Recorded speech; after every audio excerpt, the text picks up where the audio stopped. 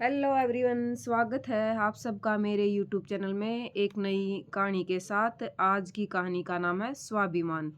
तो चलो शुरू करते हैं। सासू माँ ने कहा, बहू कुछ दिनों के लिए साधना आ रही है। तुम्हें भी मायके गए कितने महीने हो गए। तुम भी शायद तब की गई हुई हो जब पिछली बार साधना यहाँ आई थी। तुम तो जानती हो ना, उसके शरारती बच्चों को क्यों ना कुछ दिन तुम भी अपने मायके हो आओ। गरीब परिवार में पली बड़ी खुशबू के लिए स्थित एक तरफ कुआं तो दूसरी तरफ खाई जैसे ही थी। उसे न चाहते हुए भी अपने स्वाभिमान से समझौता करना पड़ा था। खुशबू आज भी नहीं भूली वह दिन जब वह शादी अपने मायके से नहीं बल्कि किसी गैर के घर से करके आई थी। उसे लगा कि सच में शादी के बाद लड़की इतनी पराई हो जाती है कि माँ बाप की घर यानी अपने मायके में भी वह अपने मन मुताबिक कुछ दिन नहीं रह सकती। उसी शाम जब पति गुड लक का फोन आया तो उसने कहा, खुशबू कल सुबह 10 बजे की ट्रेन से साधना दीदी अपने घर आ रही हैं। मैं उन्हें स्टेशन छोड़ने जाऊंगा और आते वक्त तुम्हें भी दे लेता आऊंगा। तुम तैयार रहना, जरा भी देर मत करना। तुम्हें घर छोड़कर मुझे ऑफिस भी तो जाना है। कुछ देर गुड लक से बात करने के बाद जब वह पास पड़ी कुर्सी पर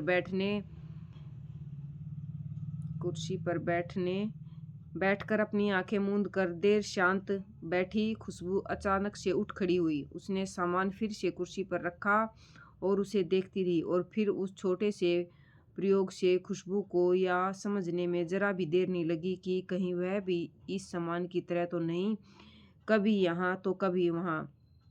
खुशबू बहुत स्वाभिमानी लड़की थी। उसे शुरू से ही जॉब करने की बहुत इच्छा थी, लेकिन वह पहले ऐसा कभी किसी से नहीं कह पाई। लेकिन न जाने उसे क्यों लग रहा था कि अगले दिन जब जो कुछ हुआ, गुड लक के साथ ससुराल गई तो बात बात में उसने छोटी मोटी जॉब करने की इच्छा जताई तो गुड लक ने साफ साफ मना कर दिया। लेकिन गुड लक ना चाहते हुए भी खुशबू ने कुछ दिनों में जॉब ढूंढ ली और उसमें उसकी सास ने अपनी बहू का पूरा पूरा साथ दिया, क्योंकि खुशबू की सास दमयंती की खुशबू को अपनी बेटी की तरह ही मानती थी और प्यार करती थी। और खुशबू ने जब गुड लक की नामंजूरी के बारे में अपनी सास दमयंती जी को बताई तो सास ने खुशबू से कहा, तुम गुड लक की चिंता बिल्कुल भी मत करो, उसे मैं संभाल लूँगी, वह ज़रूर मान जाएगा।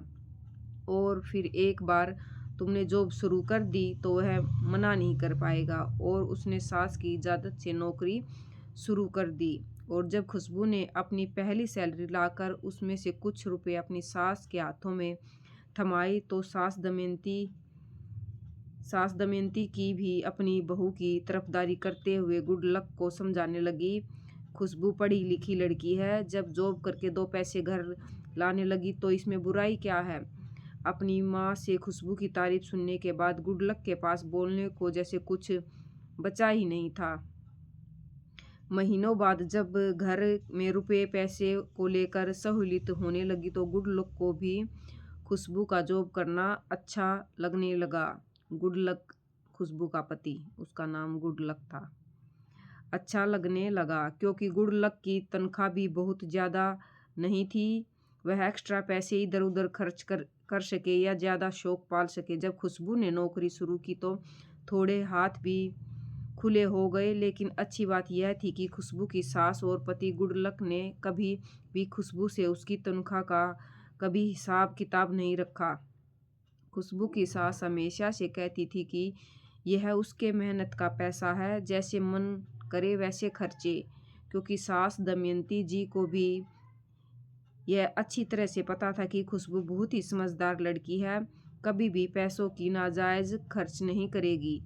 आज जब बेटी साधना का फ़ोन आने के बाद सासू माँ ने फिर खुशबू को मायके जाने के लिए कहा तो हर बार की तरह मायूस होने की बजाय खुशबू पूरे उत्साह से बोली, माँ जी मैं आज ही पैकिंग कर लेती हूँ, कल गुड लक के ऑफिस जाने के बाद चली जाऊँगी। एक बार तो आत्मविश्वास से भरी बहू का जवाब सुनकर उसकी सासू माँ सन सी गई, क्योंकि इतनी खुशी उसके चेहरे पर पहले कभी नहीं देखी।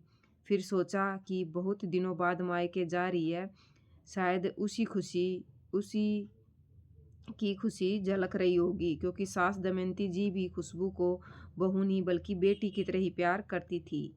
वह अपनी बहू को भेजना नहीं चाहती थी, लेकिन घर बहुत छोटा सा था और बेटी साधना और उसके 3 बच्चे थे। साधना जब आती थी तो उसे खुशबू के कमरे में ही रहना पड़ता था, इसलिए मजबूरन खुशबू की सास को ना चाहते हुए भी अपनी बहू को कुछ दिनों के लिए मायके भेजना पड़ता था। अगले दिन गुडलक को ऑफिस के लिए विदा करके अपना काम निपटाकर खुशबू ने मायके जाने के लिए इजाज़त मांगी तो सास ने कहा, मायके पहुंचते ही फ़ोन करना मत भूलना।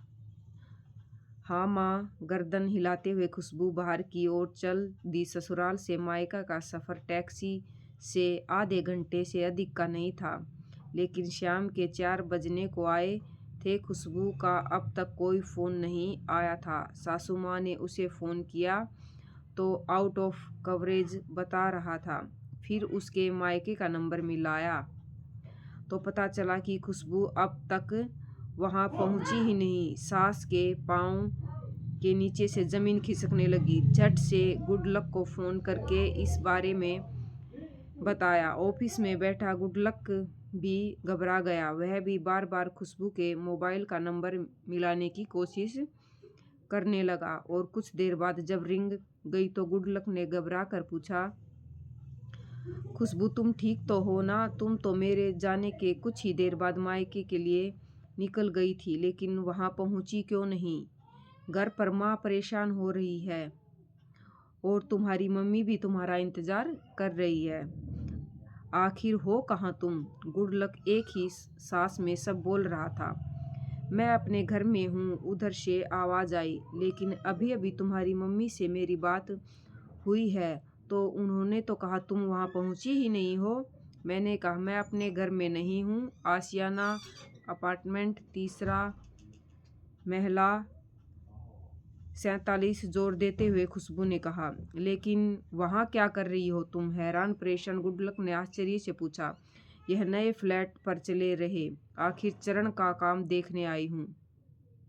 नया फ्लैट? मैं कुछ समझ नहीं रहा। यह सब अचानक कैसे हुआ गुडलक? जब भी साधना दीदी सब परिवार हमारे यहाँ आते हैं तो तुम छोटे घर के कारण अपने मायके जाना पड़ता है, और जब मायके जाकर ज्यादा दिन ठहर जाती हूँ तो माँ पूछ बैठती है कि बेटी और कितने दिन रहेगी। एक तो पहले ही वहाँ भैया भाभी और उनके बच्चे माँ संग रहकर जैसे तैसे अपना गुजारा करते हैं, ऊपर से मैं भी वहाँ जाकर उन पर बोझ नहीं बनना चाहती। और फिर एक कान से दूसरे कान पर फ़ोन लगाते हुए बोली, ऑफिस में मेरे साथ जो शुक्ला मैम हैं उन्होंने भी 1 साल पहले इसी अपार्टमेंट में एक फ्लैट खरीदा था। मैंने उनसे इस बारे में जानकारी पता कर फॉर्म भर दिया और हर महीने अपनी सैलरी का एक बड़ा हिस्सा इस फ्लैट किस्त भरने में लगा दिया। तुमने भी मेरी सैलरी और उसके खर्च को लेकर कभी भी कोई भी हस्तक्षेप नहीं किया, इसलिए हमसे तुम्हारा भी बहुत बड़ा योगदान है। खुशबू प्लीज़ ऐसा कहकर मुझे शर्मिंदा मत करो। शर्मिंदा होने का समय गया गुडलक, जब मैं किसी सामान की तरह ज़रूरत के मुताबिक यहाँ से वहाँ भेज दी जाती थी, लेकिन आज मैं अपने स्वाभिमान की बदौलत अपने आशियाने में हूँ। कहते हुए खुशबू भावुक हो गई। गुडलक ने खुशबू से कहा, तुमने तो मुझे डरा ही दिया था, मैं अभी आता हूँ तुम्हारे पास।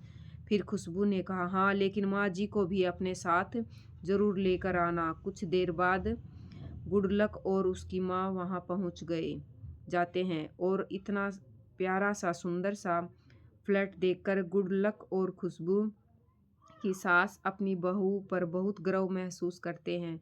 और कुछ ही दिनों के बाद खुशबू अपने परिवार के साथ उस सुंदर से बड़े फ्लैट में शिफ्ट हो गई।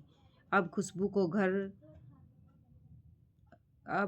को छोटा घर होने के कारण अपने मायके में जाकर ज़्यादा दिन रहने की ज़रूरत नहीं पड़ती थी। जब भी उसका मन होता तो बस 1-2 दिन के लिए ही अपने मायके जाती थी, सबसे मिलाती। जब एक बहू को सपोर्ट करने वाला परिवार में कोई होता है तो उसकी ज़िंदगी में परेशानी होते हुए भी उसकी ज़िंदगी बहुत आसान हो जाती है। और यहाँ तो खुशबू की सास के साथ साथ उसके पति का भी पूरा साथ उसे मिला था। वह कैसे आगे नहीं बढ़ती। तो इस कहानी से हमें यही शिक्षा मिलती है कि अगर कोई भी बहू काम करना चाहे तो उसके सास ससुर पति सबको उसका साथ देना चाहिए। तो चलो इस वीडियो को यहीं पर ख़त्म करते हैं। कल मिलेंगे एक नई कहानी के साथ। तब तक सबको राम राम।